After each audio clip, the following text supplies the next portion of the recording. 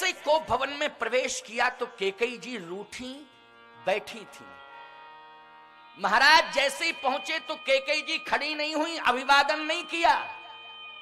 जबकि आप जानते हैं कि महाराज श्री दशरथ पति की ही भूमिका में नहीं है, राष्ट्रपति की भी भूमिका में है। बोलो है कि नहीं? अगर आज राष्ट्रपति आ जाए तो सभी उसका अभिनंदन करेंगे कि नहीं करेंगे, क्योंकि हमारे देश का राष्ट्रपति है। पद का सम्मान, पद का सम्मान। केवल महाराज दशरथ पति की भूमिका में नहीं है, राष्ट्रपति की भूमिका में भी हैं। एक पत्नी का धर्म कहता है पति यदि आ जाए तो उसे बैठा रहना चाहिए कि खड़ा हो जाना चाहिए? खड़ा हो जाना चाहिए, मर्यादा यही है।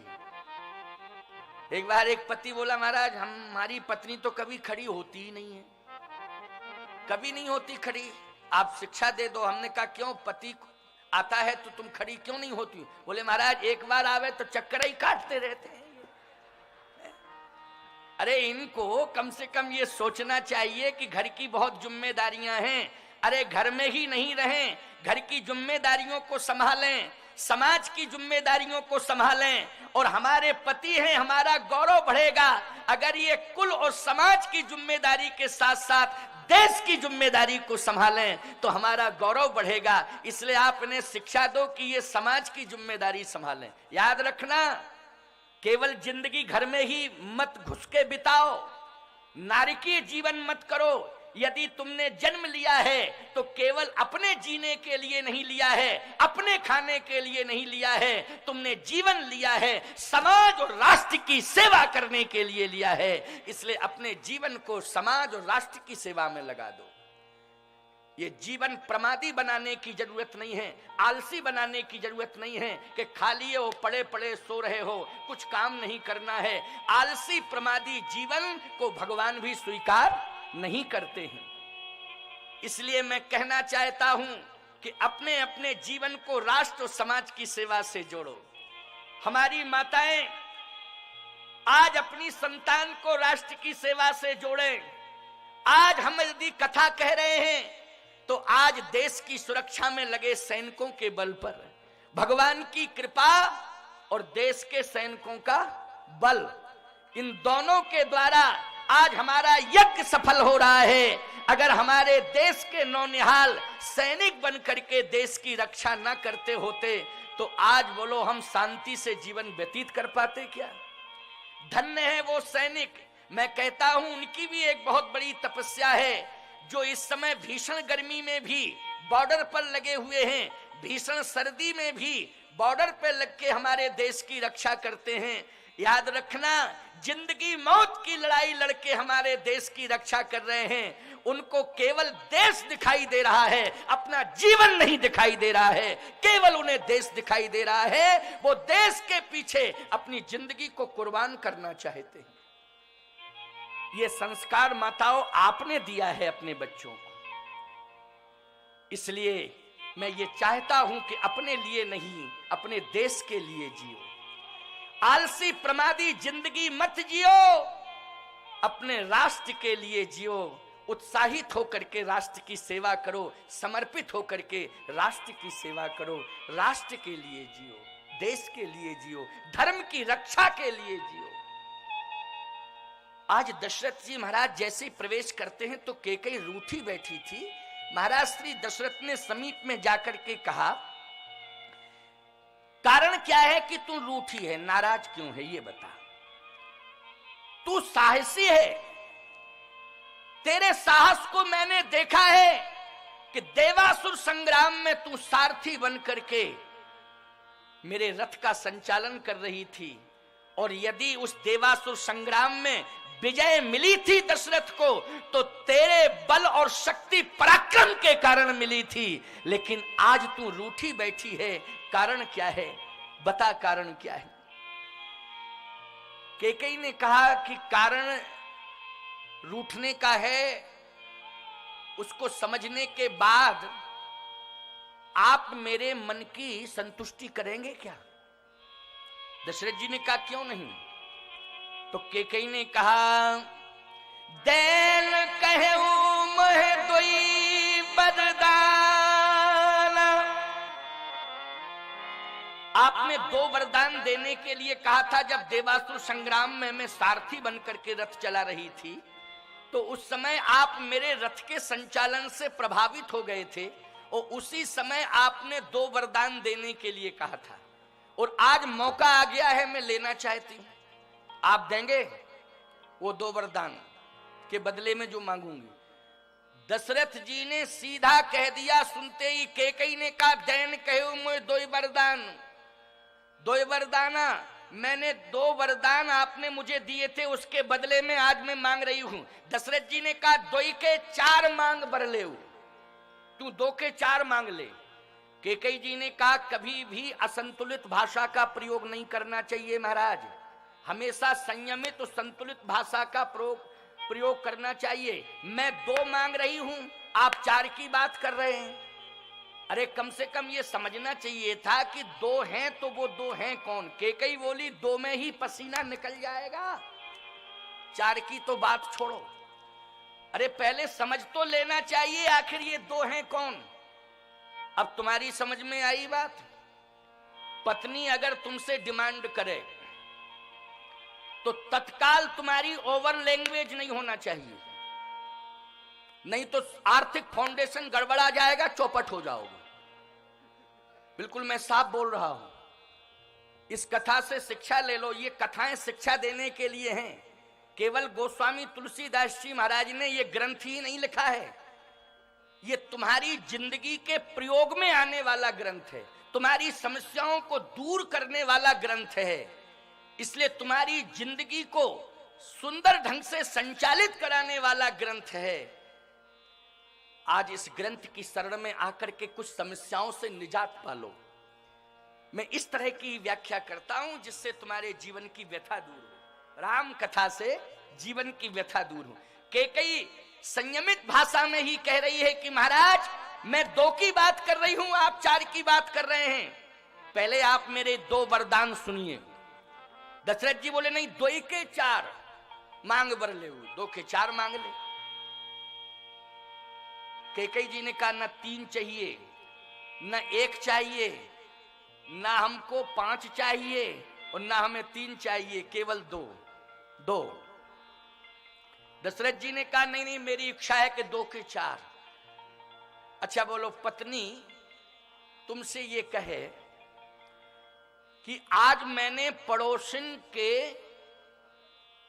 गले में 2 तोले का हार देखा, पड़ोसिन के गले में 2 तोले सोने का हार देखा, हमारी इच्छा है कि तुम भी मुझे बनवा दो 2 तोले का हार। तो तुम्हें यह नहीं कहना चाहिए उसका 2 तोले का है, हम 4 का बनवा देंगे, तो चिंता क्यों करती है? तुम्हें पहले अपनी परिस्थिति पर विचार करना चाहिए कि नहीं करना चाहिए, और समझाना चाहिए कि देखो उसकी परिस्थिति अलाउ कर रही है इसलिए उसने 2 तोले सोने का हार पहना दिया, लेकिन जिस दिन मेरी परिस्थिति अलाउ करेगी मैं भी तुझे हार पहनाऊंगा, लेकिन अभी नहीं। अगर ये जिद्दी करने लगे कि नहीं नहीं अभी, तो उस समय तुम युक्ति से काम लो। कैसे? ये कहो आज नहीं, फिर कब? वो कहे कल, तो तुम ये मत कहो हाँ कल, ये कहो कल नहीं, फिर कहे परसों, और परसों में धीरे धीरे बरसों निकाल दो, युक्ति से निकाल दो बरसों। बोलो तुम्हारा आर्थिक संतुलन कभी बिगड़ेगा? जल्दी बताओ। आर्थिक संतुलन बहुत बढ़िया रहेगा, मैं युक्ति बता रहा हूं आपको। ये जिंदगी को चलाने वाली युक्ति है, ये संतुलन बनाने वाली युक्ति है। लेकिन आज महाराज श्री दशरथ ने कहा 2 के 4, कैकेयी ने कहा नहीं नहीं 4 नहीं 2। सुनो क्या है 2? सुनहु प्राण प्रिय भावत जी का, सुनहु प्राण प्रिय भावत जी का, सुनहु प्राण प्रिय भावत जी का, सुनहु प्राण प्रिय भावत जी का, तेहु एक बर हर तहि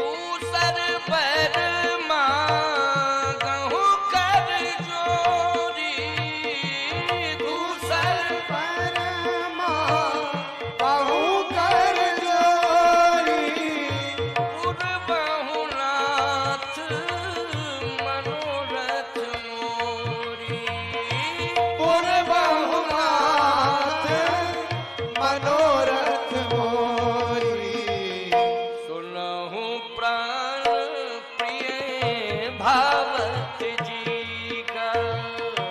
सुनहु प्राण प्रिय भावत जी का। देहु एक बर भरतहि टीका। देहु एक बर भरतहि टीका। सुनहु प्राण प्रिय भावत जी का, देहु एक बर भरतहि टीका। श्री राम को राजा बनाना चाहते हैं आप, नहीं, राजा भरत को बनाना है। अच्छा, भरत को बनाना है। इतना सुना, पसीना निकलने लगा, कांपने लगे। कहे रुको रुको रुको, अभी धीरज रखो। तापस वेश विशेष उदासी,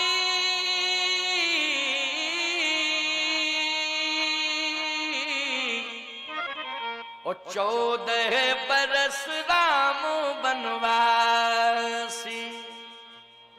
भरत राजा बने और राम 14 साल के लिए बनवासी हों। दशरथ जी मूर्छित होकर के गिर पड़े, मूर्छित होकर के गिर पड़े महाराज श्री दशरथ। कैकेयी जी ने संभाला नहीं, उठाया नहीं, रूठ के फिर बैठ गई। अब बड़ी विडंबना है प्यारे। इधर महाराज श्री दशरथ कह रहे थे 2 के 4 मांग बर लेऊ, और इधर 2 में ही बेहोशी आ गई, शरीर कांप रहा है। लेकिन कैकेयी जी ने महाराज को संभाला नहीं। अच्छा, पति अगर पत्नी के सामने गिर जाए, डिमांड करते समय गिर जाए, तो पत्नी को उठाना चाहिए कि नहीं उठाना चाहिए? मेरी समझ में तो उठाना चाहिए। अच्छा, पत्नी की बात छोड़ो, आप सड़क पर चल रहे हो, गिर पड़े हो, तो अजनबी व्यक्ति भी उठा लेता है देख के कि नहीं उठाता? बोलो भाई। अरे अरे अरे, कैसे गिर गया, कैसे गिर गया। लेकिन वो तो पत्नी है, पत्नी है। पत्नी के जीवन में पति से बड़ा कौन हो सकता है? और ऐसी परिस्थिति में कि पति बेहोश होकर के गिर रहा है, लेकिन पत्नी ने संभाला नहीं। ये कैकेयी जी का बहिरंग चरित्र है।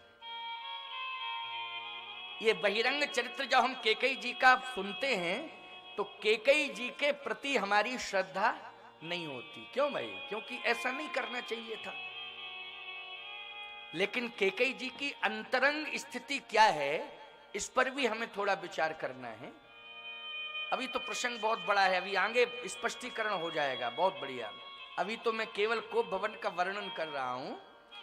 बेहोश होकर के महाराज गिर पड़े, कैकेयी जी बैठ गई। थोड़ी देर में होश आया, और जैसे होश आया तो आंखों में आंसू भर के महाराज श्री दशरथ कहते हैं, कैकेयी, मैं भरत को राजा तो बना सकता हूं, लेकिन राम को वन नहीं भेज सकता। मोरे तो राम भरत दोई आंखी, सत्य कहूं कर शंकर साखी। राम और भरत में कोई अंतर नहीं है। भरत राजा बन जाए, मैं भरत को राजा बना दूंगा, लेकिन राम बन चला जाए, ये मैं बर्दाश्त नहीं कर सकता। राम को आंखों से ओझल नहीं कर सकता। कहूं सुभावुन छल मन माही,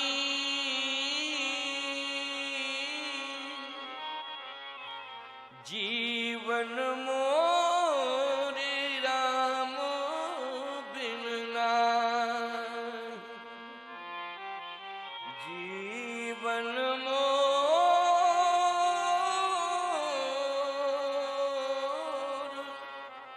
राम बिन नाहि। राम के बिना मेरा जीवन सुरक्षित नहीं है। राम यदि जाएगा तो मैं प्राण छोड़ दूंगा। इसलिए कहूं सुभावना छल मन मा।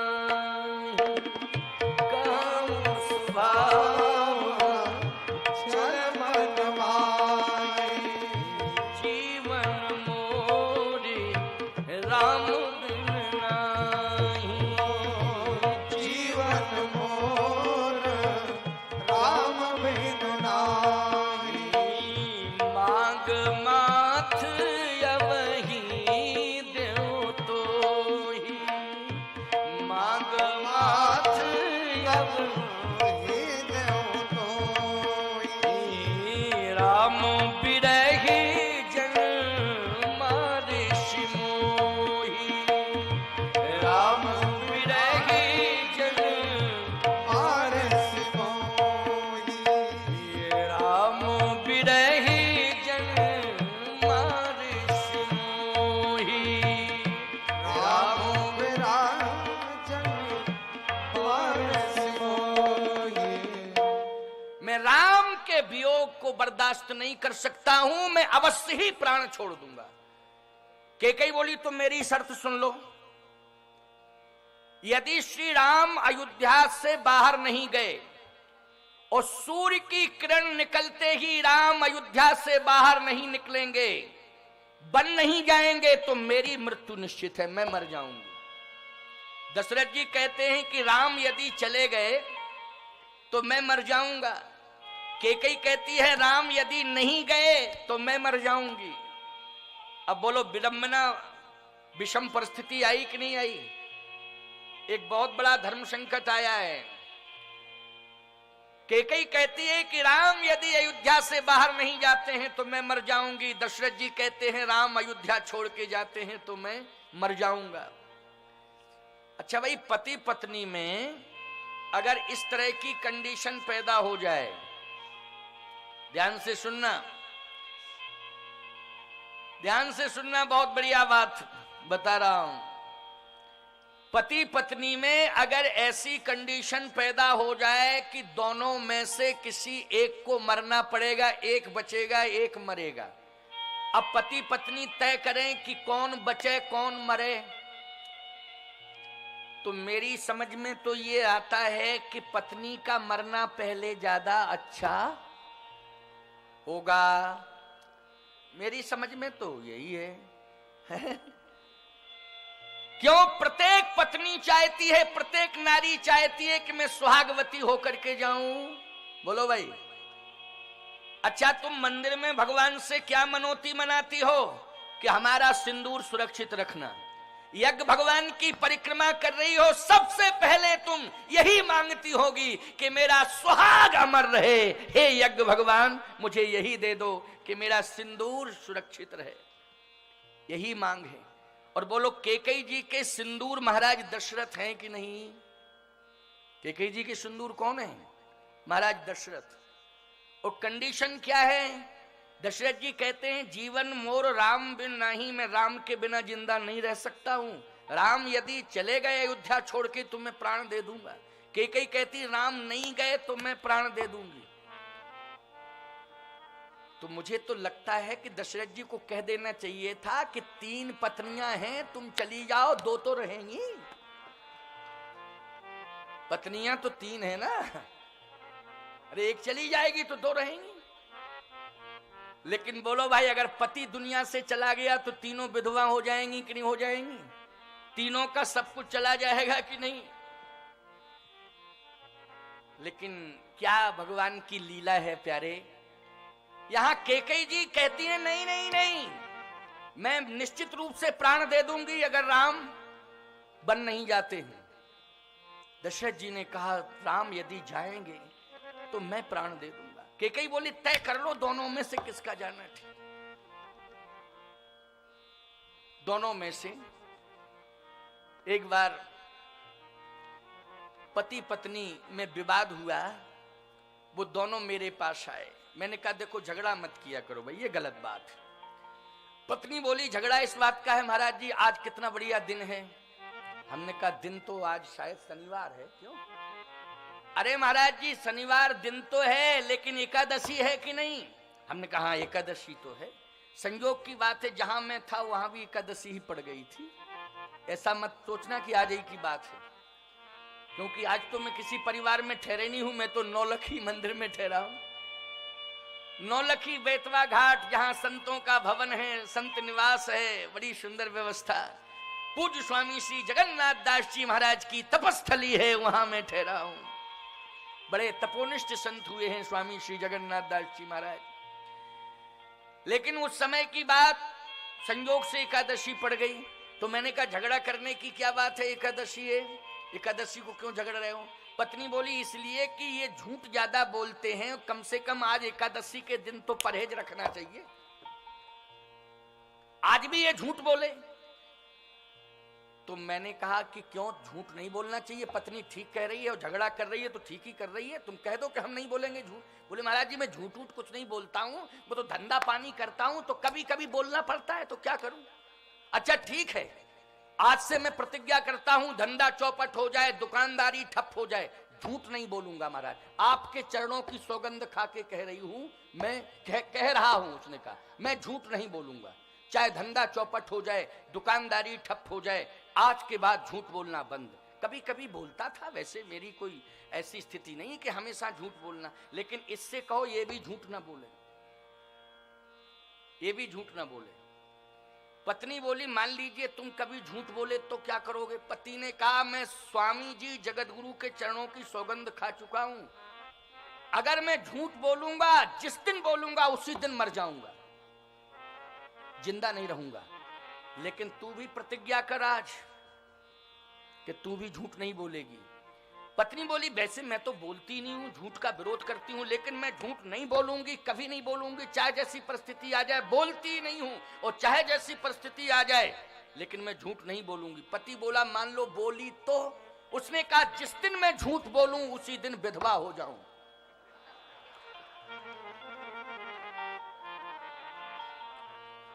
बोलो भाई मरना तुम्ही को पड़ेगा कि नहीं? भाई यहां भी ऐसी विषम परिस्थिति प्यारे।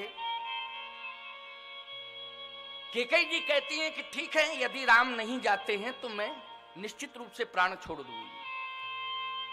अब आप विचार करना, महाराज श्री दशरथ बार बार केकई को समझा रहे हैं, लेकिन केकई समझ नहीं रही है। अब जब केकई नहीं समझी, देखो पत्नी समझाने पे ना समझे, पुत्र समझाने पे ना समझे, तो फिर भगवान पर छोड़ देना चाहिए। किस पर छोड़ना चाहिए? भगवान पर छोड़ना चाहिए। मैं आपसे ये पूछना चाहता हूं, जब केकई जी को भवन में नहीं समझी तो महाराज श्री दशरथ ने भगवान शंकर पर छोड़ दिया। किस पर छोड़ा? शंकर जी पर। सुमिरी महेशही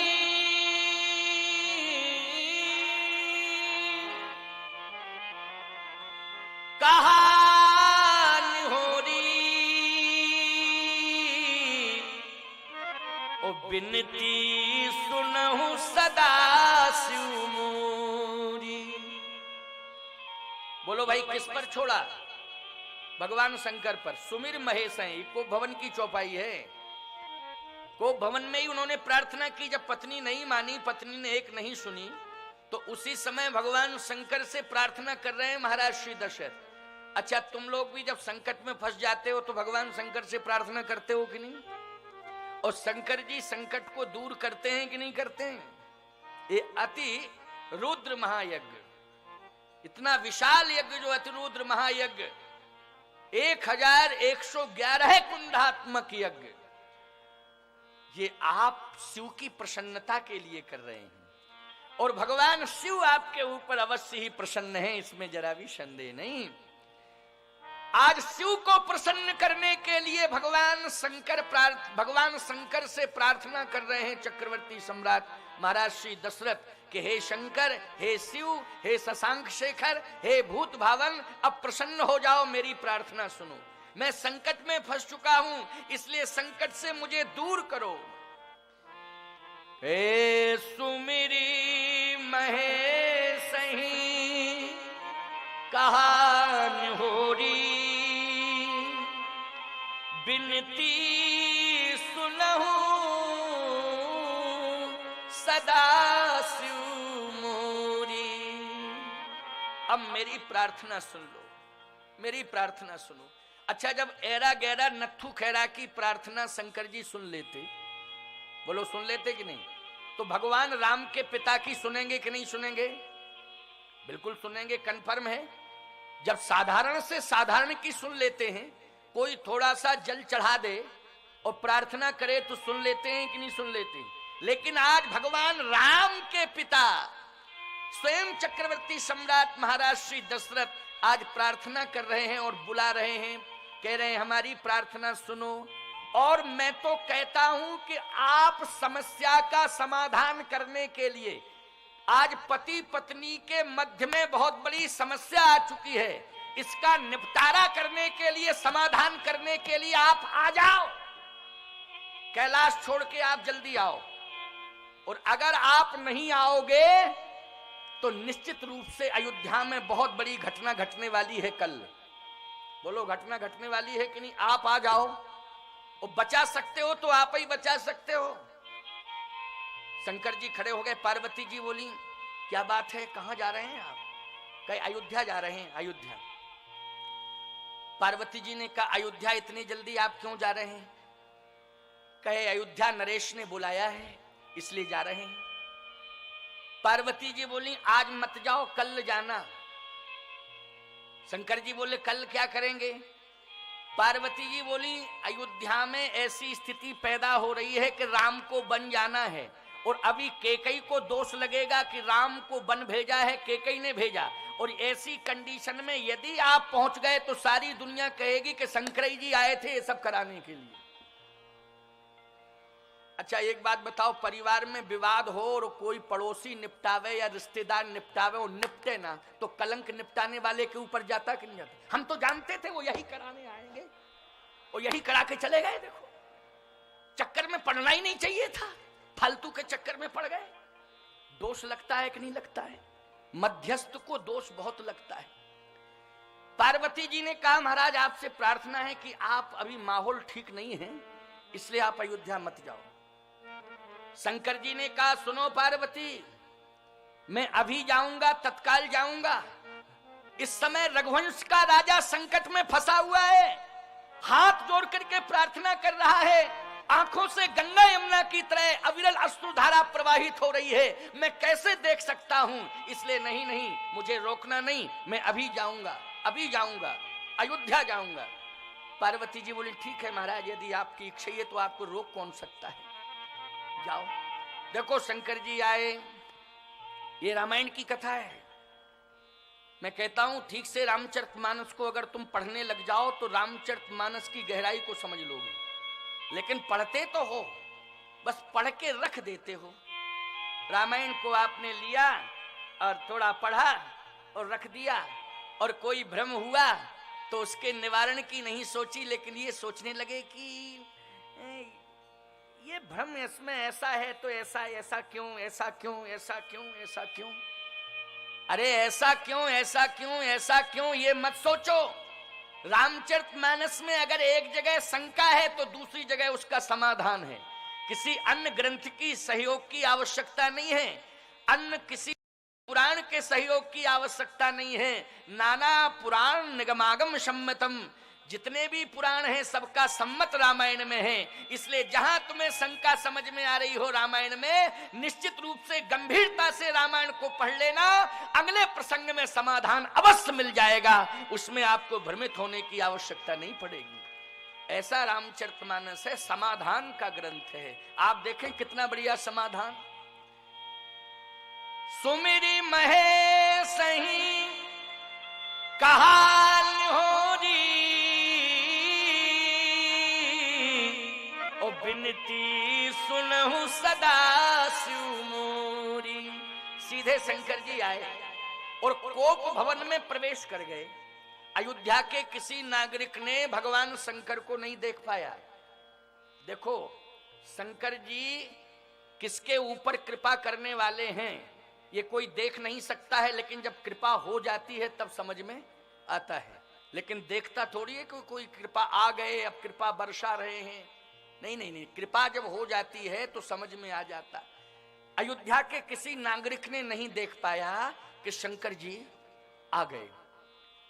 अच्छा भाई, मैं कहता हूं नागरिकों की बात छोड़ो, कोप भवन में महाराज श्री दशरथ हैं और वहीं केकई है, लेकिन केकई को भगवान शंकर दिखाई नहीं दे रहे हैं, लेकिन महाराज दशरथ को दिखाई दे रहे हैं।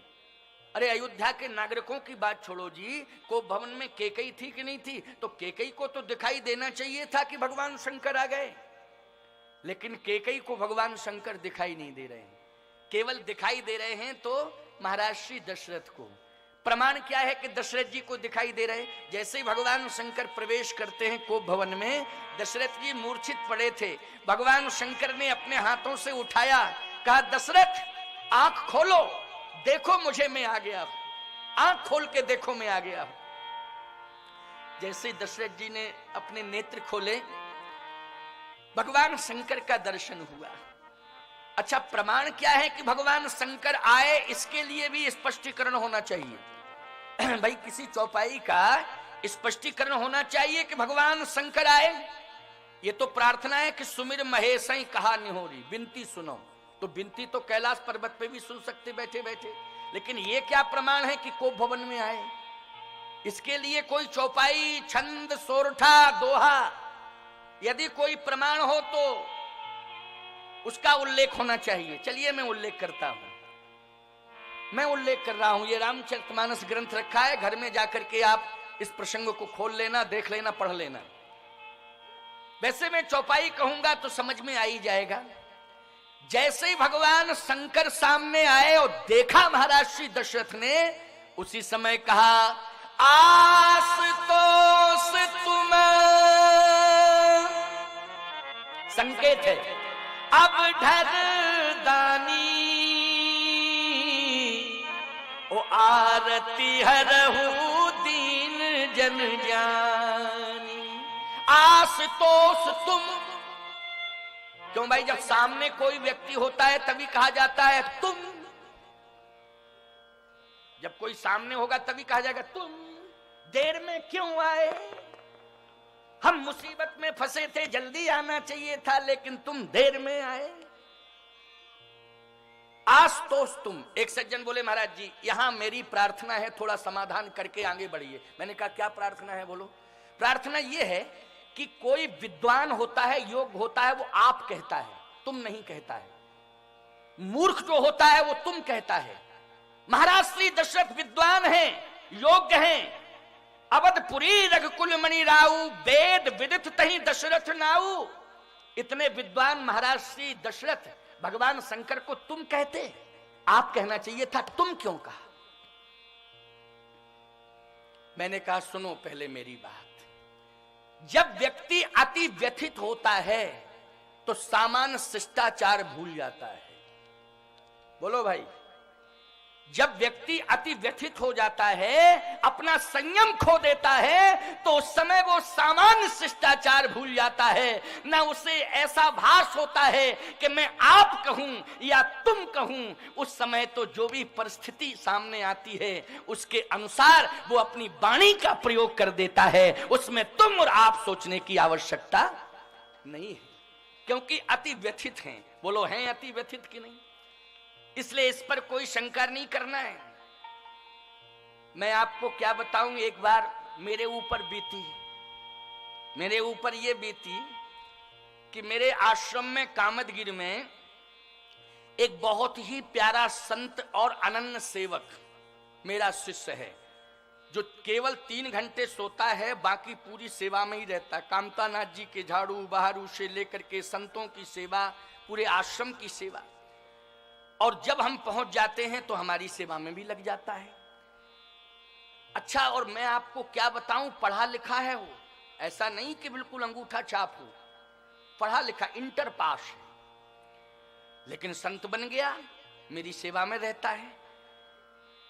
एक दिन की बात है कि मैं वस्त्र बांट रहा था। सर्दियों में मैं गरम वस्त्र देता हूं आश्रम के संतों को, और जो भी संत आ जाते हैं तत्काल में उनको, और गर्मी में ये सूती वस्त्र गर्मी वाले जो होते हैं उनको देता हूं। तो सर्दी के वस्त्र बांट रहा था, साल भी थे, कम्बल भी थे, स्वेटर भी था, ये बांट रहा था।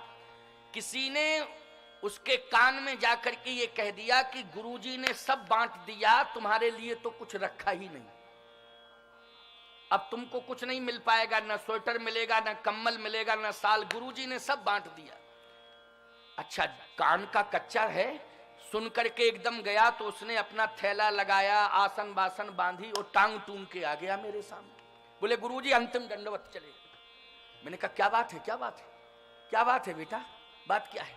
बोले इतनी सेवा करते हैं तुम एक कम्बल नहीं दे पाए मुझे। मैंने कहा तुम कह रहा है, कभी ऐसा बोलता ही नहीं था ये। किसी ने भांग खिला दी इसको क्या? ये हमसे तुम आज तक नहीं बोला, बोलता ही नहीं था, साष्टांग दंडवत शब्द नहीं निकालता था, लेकिन तुम बोल रहा है और रोने लगा मेरे सामने। मैंने कहा बेटा, सबको मैंने एक कम्बल दिया, लेकिन तेरे लिए 2 कम्बल रखे हूं। तो एकदम बोला, हम जानते थे हमारे गुरु से बड़ा महान तो कोई है ही नहीं, आप बड़े दयालु हैं, बड़े कृपालु हैं। तुरंत ही आप बोलने लगा। बोलो भाई। तो मैं कहता हूं देश काल परिस्थिति के हिसाब से भाषा निकल जाती है कि नहीं? और उस भाषा पर किसी भी प्रकार का गहराई पर टिप्पणी नहीं करना चाहिए, ना सोचना चाहिए। देश काल परिस्थिति पर विचार करना चाहिए। तो यहां देश काल परिस्थिति के अनुसार अति व्यथित अवस्था में महाराज श्री दशरथ हैं, इसलिए तुम और आप पर कहीं सोचने की आवश्यकता नहीं है। भगवान शंकर को अगर वो तुम कह रहे हैं तो ऐसा मत सोचना कि अविवेकी हैं। नहीं नहीं, ऐसा नहीं है प्यारे, सावधान। शंकर जी को जैसे ही देखा, आशुतोष तुम अवधर दानी, आरती हरहु दीन जन जानी।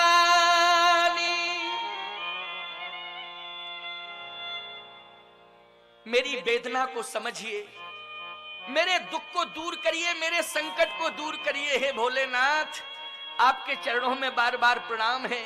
फिर आप कह दिया, कभी तुम कह दिया, कभी आप कह दिया। भगवान शंकर ने कहा धीरज रखो, घबराओ नहीं, मैं आ चुका हूं, घबराने की जरूरत नहीं। अच्छा, चाहते क्या हो? चाहता ये हूं कि तुम प्रेरक सबके हृदय, सोमति राम ही दे, बचन मोर तजी रही ग्रही, परिहरशील सने। राम की आप ऐसी मति कर दें कि राम मेरी बात ना माने, वो मेरी बात ना मान करके अयोध्या में रह जाए, अयोध्या छोड़ के ना जाए। बोलो, एक पिता प्रार्थना कर रहा है भगवान से कि पुत्र मेरी बात ना माने, एक बार मेरी बात मेरा पुत्र ना माने। राम मेरी बात एक बार ना माने, मेरी प्रार्थना है। बोलो, ये त्रेता का पिता भगवान से प्रार्थना कर रहा है कि नहीं कि एक बार मेरा बेटा मेरी बात ना माने। और आज कलयुग का बाप हर रोज प्रार्थना कर रहा है शंकर जी से कि हे भगवान शंकर, जिंदगी में एक ही बार मेरा बेटा मेरी बात मान ले। जिंदगी में एक ही बार मेरा बेटा मेरी बात मान ले, एक बार केवल। बोलो, रो रहा है कि नहीं रो रहा है आज का बाप? आज का बाप रो रहा है प्यारे। एक बार एक बाप रोता रोता आया, बोले गुरुजी आप आ गए, अब तो मेरे बेटे को समझा दोगे। हमने कहा अच्छा क्या हो गया? क्या सेवा नहीं करता है? मैंने कहा इधर आ, सेवा क्यों नहीं करते हो? बोले महाराज जी कुछ समस्या है। हमने कहा सारी बातें छोड़ो, समस्याएं बाप की सेवा करना। बोले आप कह रहे हो तो हम जरूर करेंगे, आप कह रहे हो तो। मैंने कहा चलो मैं ही कह रहा हूं, बाप को संतुष्ट करो, माँ को संतुष्ट करो। माता पिता की सेवा कर ली तुमने, समस्त तीर्थों का दर्शन हो जाएगा घर में ही, समस्त तीर्थ तुम्हारे घर में ही आ जाएंगे। और ऐसी सेवा करना बेटा कि सारा गांव नहीं पूरा जिला तुम्हें श्रवण कुमार कहने लगे। बोले महाराज जी ठीक है। दूसरे साल हम जब पहुंचे तो फिर वो रोके आया बाप। मैंने कहा आप क्यों रो रहा है, तेरा बेटा तो सेवा करता है। बोले कहां महाराज सेवा करता है, आपकी बातें ही नहीं मानी उसने। मैंने फिर बुलाया, मैंने कहा क्यों, अगर तुझे नहीं माननी थी बात तो उस समय इनकार कर देता। हाँ हाँ हाँ हाँ करता गया। मैंने कहा था माता पिता की सेवा करना और ऐसी सेवा करना कि पूरा जिला ये कहने लग जाए कि ये श्रवण कुमार है। तूने ऐसी सेवा क्यों नहीं की? तूने मुझे भी धर्म संकट में डाल दिया। बोले महाराज जी क्षमा करना, इसमें मेरी कोई गलती नहीं है, गलती इन्हीं की है। कहा हमने कहा इनकी क्या गलती माता पिता की? बोले हम श्रवण कुमार बनने को तो तैयार हैं लेकिन माता पिता अंधे तो हों।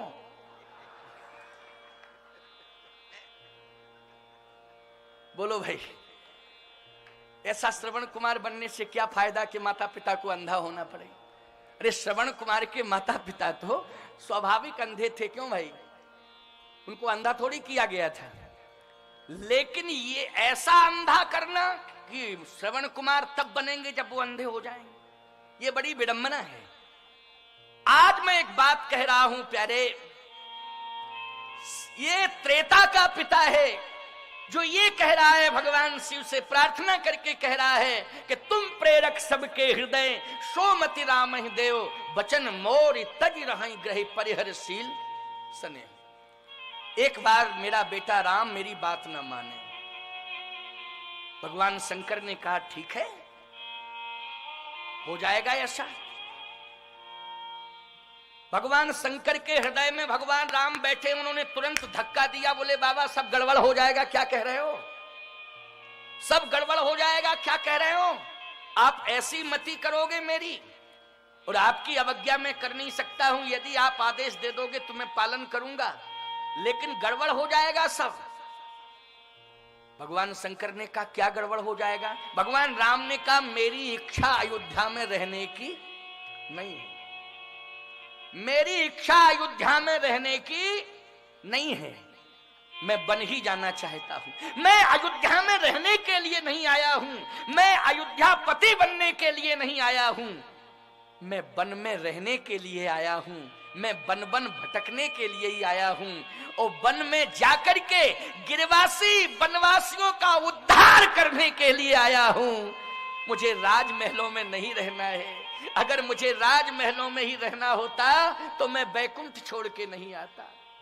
बैकुंठ छोड़ के मैं इसलिए आया हूं कि अयोध्या माध्यम बन जावे और मुझे बन जाने का सौभाग्य प्राप्त हो जावे, और बन के गिरवासी वनवासियों का उद्धार कल्याण में कर दूं और राक्षसों का विनाश कर दूं। यही संकल्प लेकर के मैं आया हूं। बहुत गड़बड़ होगा, आपकी बात हम टाल नहीं पाएंगे, आप यदि रोक देंगे तो मैं रुक ही जाऊंगा, लेकिन हमारी लीला फैल हो जाएगी। इसलिए आप एक काम करो कि मेरे पिताजी की मति ही पलट जाए, ऐसा काम आप कर दो। शंकर जी बोले हम ही धर्म संकट में फंस गए। अगर मैं पार्वती की बात मान जाता, नहीं आता तो ठीक ही रहता, लेकिन ये नहीं जानता था कि ऐसी स्थिति पैदा हो जाएगी।